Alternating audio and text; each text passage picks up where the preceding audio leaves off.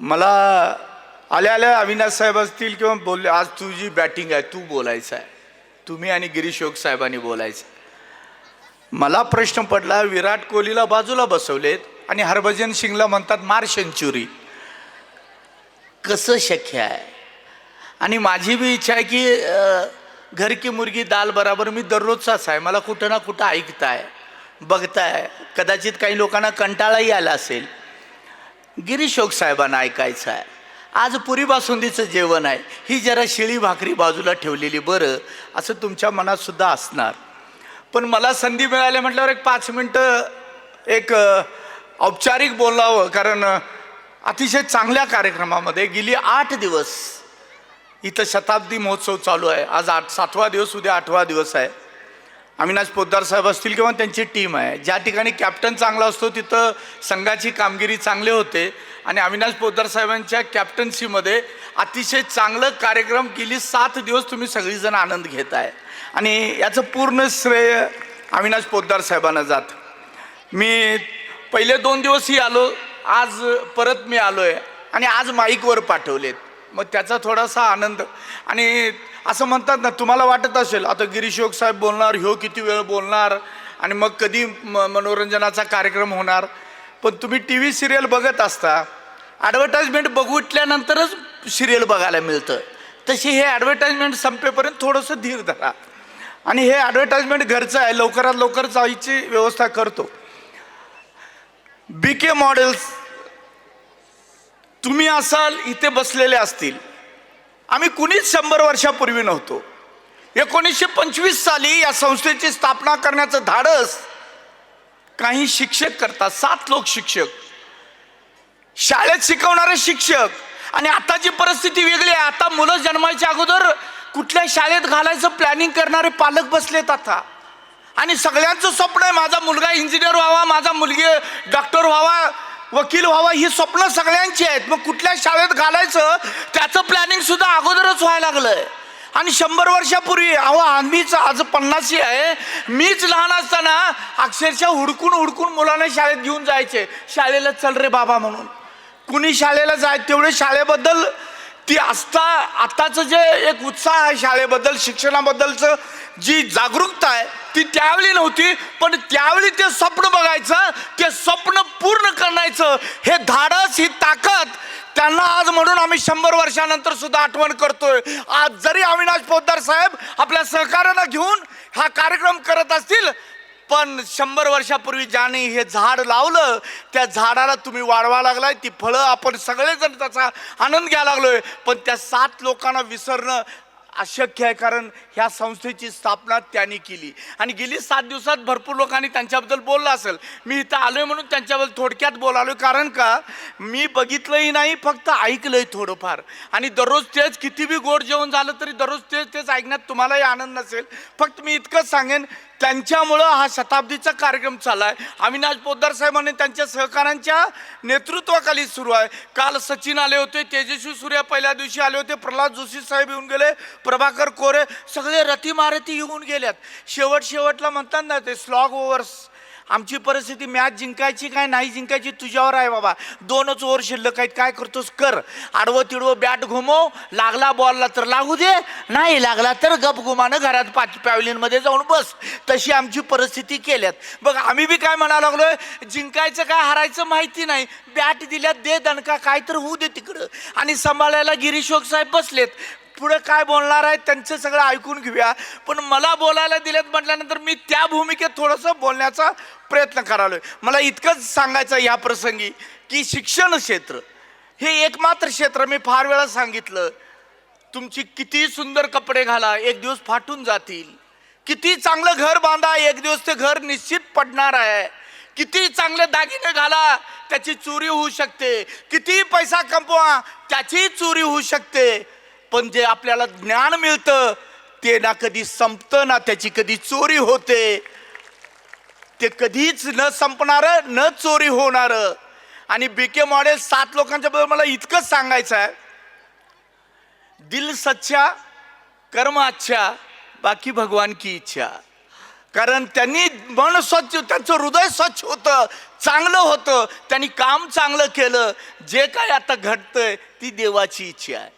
आणि आम्ही सगळीजण फार जणांना अहंकार असतो, मी केलो माझ्यामुळं, आमच्यामुळं, तुमच्यामुळं, कुणाच्यामुळंच काही नसतं.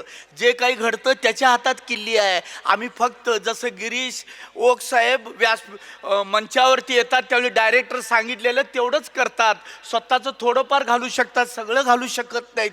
डायरेक्टर सांगेल तेवढंच ऐकायचं असतं. आम्ही सुद्धा तेच सगळीजण करायला लागलोय. फक्त आमच्यात अहंकार जरासा घुसला आहे. मी केलं, माझ्यामुळं आहे, माझ्यामुळं काहीच घंटा नाही, सगळं काय आहे त्याच्यामुळं आहे. 2 वर्ष करोनानं दाखवून दिलंय, बाबा तुझ्या हातात काहीच नाही. चौघं खांद्यावर घेऊन मिळाले तर तुझं नशीब, नाहीतर करोना वेळी बघितलंय कोण कुठं नेऊन कुठं ठेवला आणि काय केला कुणालाच समजलं नाही. त्यामुळे तो अहंकार कुणीच बाळगू नये.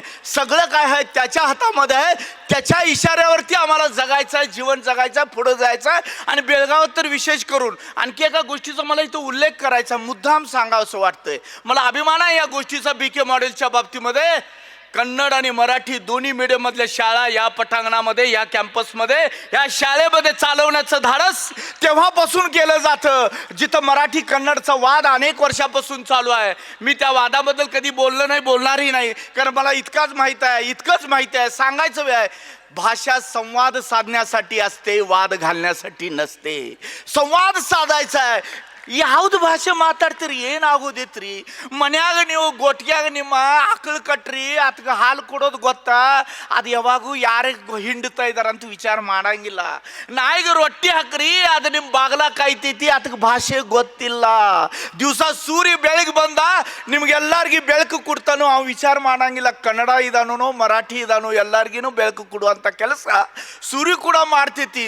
ಆದ್ರೆ ಕೆಲವು ಮಂದಿ ಉದ್ಯೋಗ ಹಾಕಿ ಕೂತಿದಾರು, ನಾ ಕನ್ನಡ ನಾ मराठी. आणि सगळ्यात मजा काय माहिती काय, जे मराठी ओरडतात, ಕನ್ನಡ ಚೀರ್ತಾರಲ್ಲ, ಇವ್ರು ಏನು ಮಾಡಿಲ್ಲ ಭಾಷೆ ಸೊಲಾಗ, ಇವ್ರು ಏನು ಮಾಡಿದಾರೆ ಎಲ್ಲ ತಂದು ದುಕಾನ್ ನಡ್ಸಕ್ಕೆ ಶ್ರಮಿಸ್ಬೇಕು. ಇದು ರಾಜಕೀಯ ವೇದಿಕೆ ಅಲ್ಲ, ಆದ್ರೂ ಹೇಳ್ಬೇಕು ಅನ್ಸ್ತದ್ದು 2 ನಿಮಿಷ ಮಾತಾಡ್ನೆ ಅಷ್ಟೇ.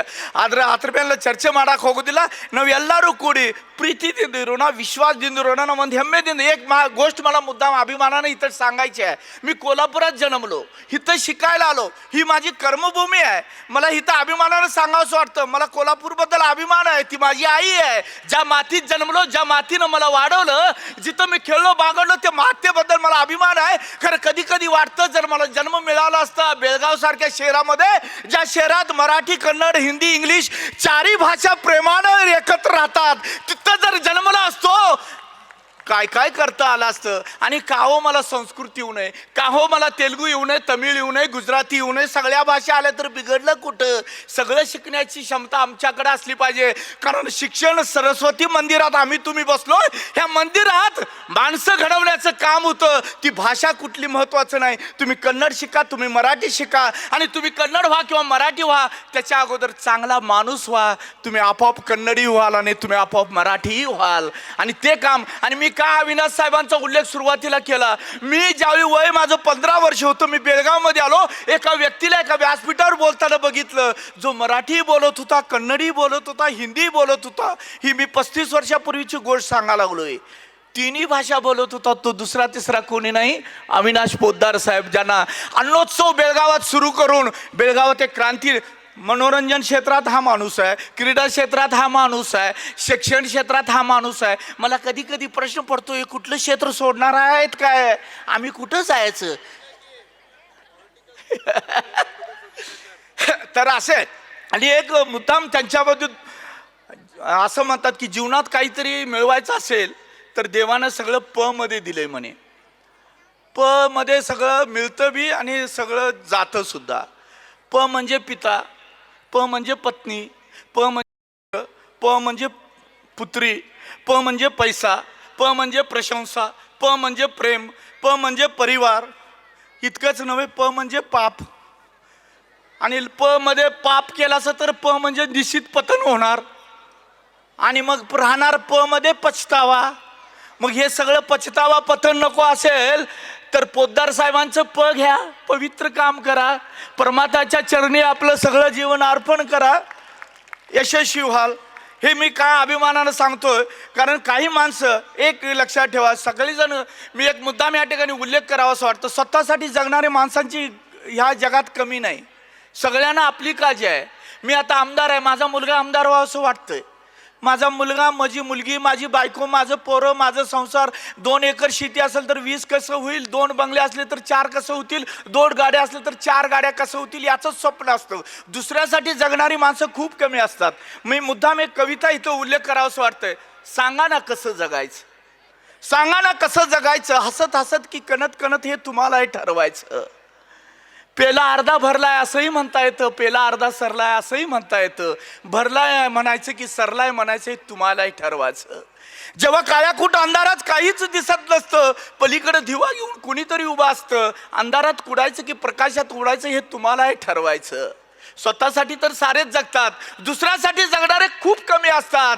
जे स्वतःसाठी जगतात ते एक दिवस मातीत माती होऊन जातात, दुसऱ्यासाठी जगतात ते छत्रपती शिवाजी महाराज होतात. माती व्हायचं की शिवाजी महाराज व्हायचं हे तुम्हालाही ठरवायचं. हे जीवनाचं सार एवढंच आहे. आम्ही ठरवायचं की आम्हाला काय बनायचं आहे. जाताना चौघांनी खांद्यावर घेऊन जायचं, काय गेलं बरं झालं म्हणून घरी बसायचं, हे सुद्धा आमच्या जीवनाचं कर्तृत्व. सफल बनायला, सफलतेसाठी कुठलं महाविद्यालय नाही, त्याच्यासाठी तुमचं कर्तृत्व, तुमचं आचरण, तुमची वाणी, तुमचे विचार हेच तुम्हाला सफल बनवू शकते. आणि BK मॉडेल संस्थेचा इतिहास हा आम्हा तुम्हा सर्वांच्यासाठी इतिहास आम्हाला आदर्शदायी आहे की बाबा या शाळेनं 100 वर्षापूर्वी लावलेलं हे झाड विशाल वृक्षाचं रूपांतर करून बेळगावात हजारो लाखो विद्यार्थ्यांना निर्माण करून माणूस घडवण्याचं काम या संस्थेनं केलं. आणि या संस्थेची धुरा ही माणसं आपल्या खांद्यावर घेऊन ती परंपरा अशीच पुढे घेऊन चाललेत. गेली 7 दिवस अनेकांना बोलवून या 100व्या वर्षी अविनाश पोतदार साहेब, शिवणगी साहेब असतील, सगळ्यांना बरोबर घेऊन अनेक लोकांना मनोरंजनही दिलं, विचाराची देवाणघेवाणही झाली, सगळ्यांना एकत्रित बसवलं. आज 7वा दिवस आहे. 7व्या दिवशी थोडीशी संख्या कमी झाल्या, कदाचित आमचं शेवटचं वेळ ती होती, करायचं काय, पण काही हरकत नाही. मी पहिल्या आणि दुसऱ्या दिवशी बघितलं होतं, इथं उभा राहायला सुद्धा जागा नव्हती.